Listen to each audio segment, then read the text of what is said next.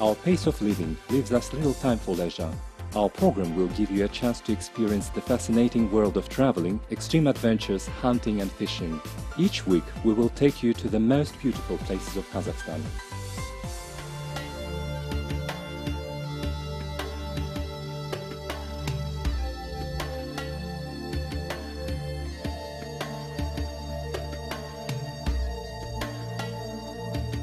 Mountain hunting has always been considered an elite leisure activity. Kazakhstan is probably one of the countries that is rich in wild natural places. Mountain regions of our country are abundant with wild animals, most of which are protected species and are included to the Red Book of Endangered Animals. Among hunting trophy animals, there are large hoofed species such as the Siberian ibex and the red deer.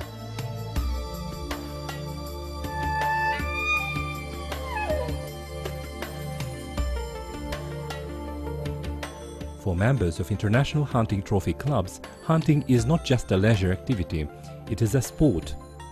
Achievements in this sport are measured by the size of the trophies.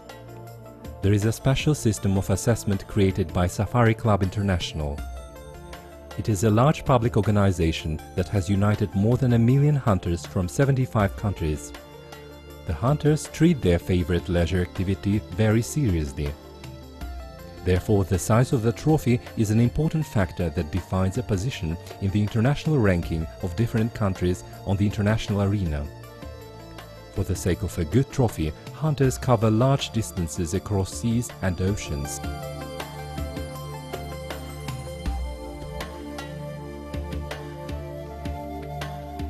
Our hunting trip to the Almaty region started from a phone call from the United States. Our friend Larry Lawrence decided to visit Kazakhstan, but not to go sightseeing. He wanted to take part in a real mountain hunt.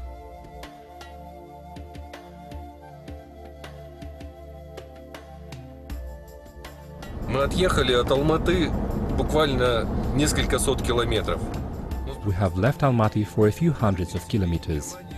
If we were in Europe now, we would have traveled across Germany and Holland and have reached the ocean or sea. Here we are surrounded by mountains, the sedimentary rocks. Colors are changing every 3 minutes, blue, yellow, red. They are fascinating.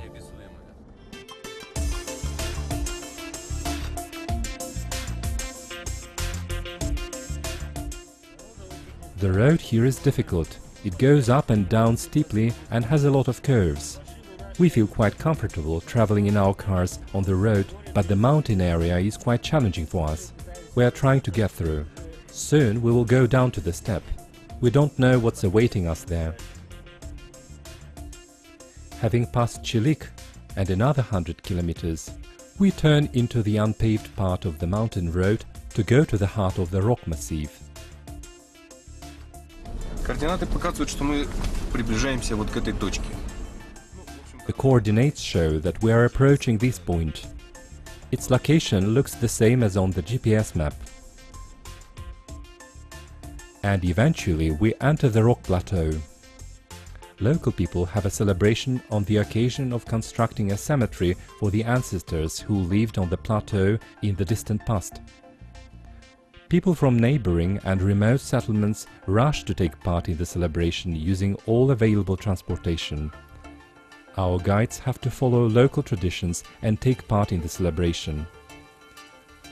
To show politeness, we share abundant food at the party. Larry and his friend Erdogan watch the ceremonies with interest. But after a while, we leave the hospitable inhabitants of the village and our guides who stay with them. Как дорога, Слав? The road is bearable, but it's getting worse and worse as we move further.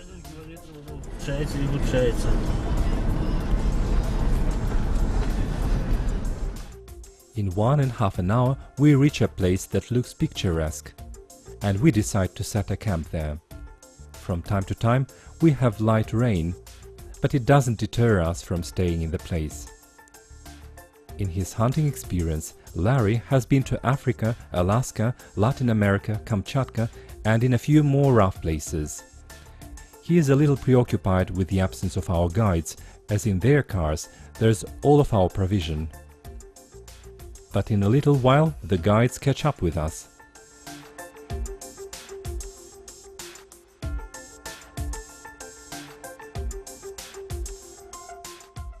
Larry arrived in Almaty all the way from Tanzania, where he had hunted for the African buffalo. He has brought his carabine of caliber .416 here. The gun is in the metal box, which can also be used as a sarcophagus. It weighs about 30 kilos or more.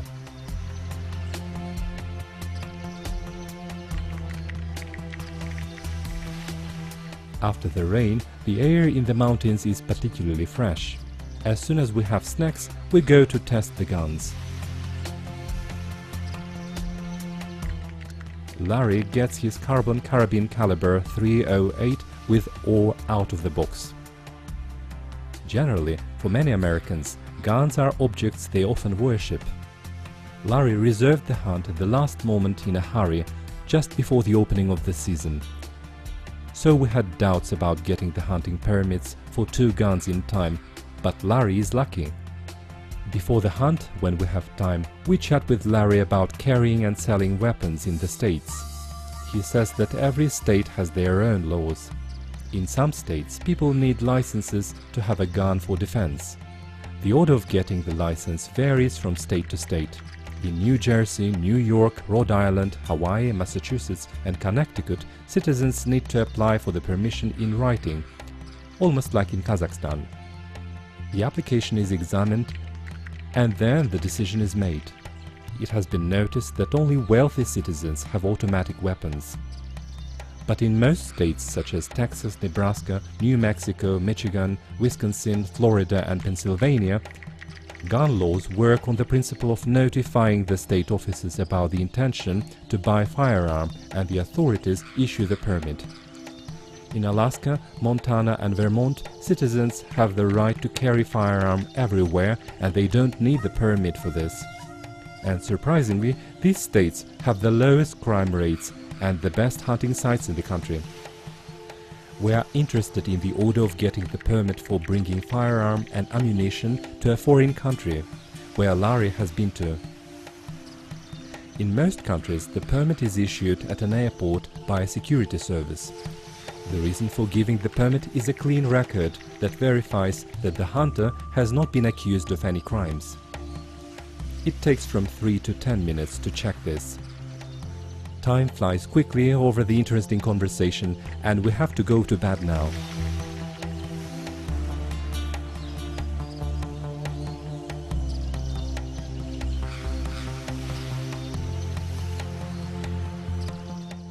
At 4 a.m. we get out of the tents, have breakfast and set off.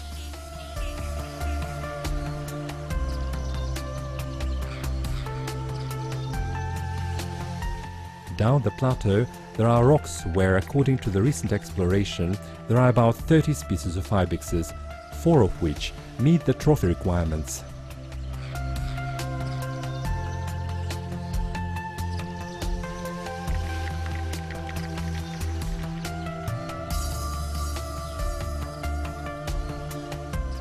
We spread and occupy slopes and scan the site through binoculars.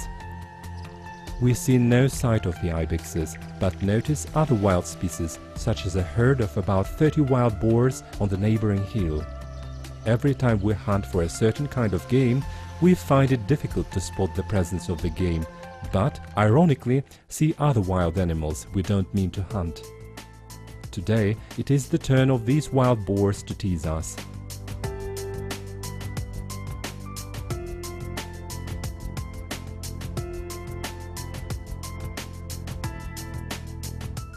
We notice some female ibexes with their young. The young males demonstrate their mastery of jumping on steep rocks. The females watch the growing generation thoroughly.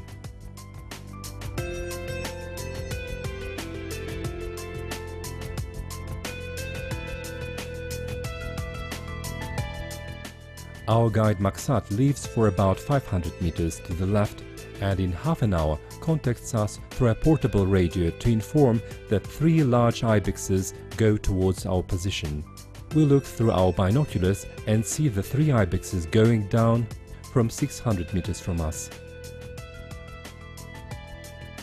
Larry cheers up when he sees the animals.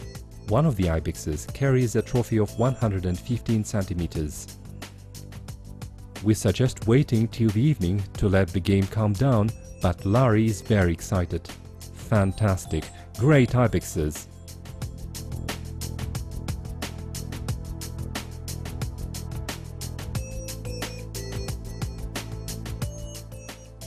After a little hesitation, we decide to chase the animals. We saw them leave behind the ridge for a neighboring gorge. We are filled with excitement. We go down for about 300 meters and approach ibex females at 250 meters.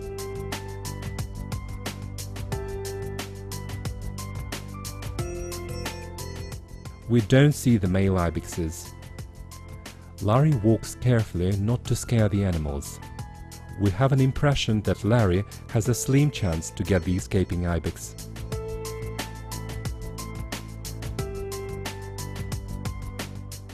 Soon another problem becomes evident. Larry did not plan to spend so much time walking up the hill, and he gets too tired even to get back to the camp.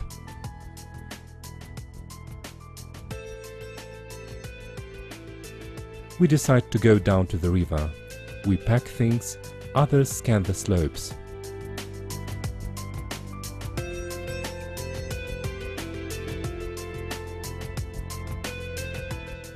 All of a sudden, we hear a gunshot. It was Larry who had laid behind stones and had seen another couple of male ibexes at a distance of 250 meters. It is not a large distance for the experienced hunter. The shot was accurate.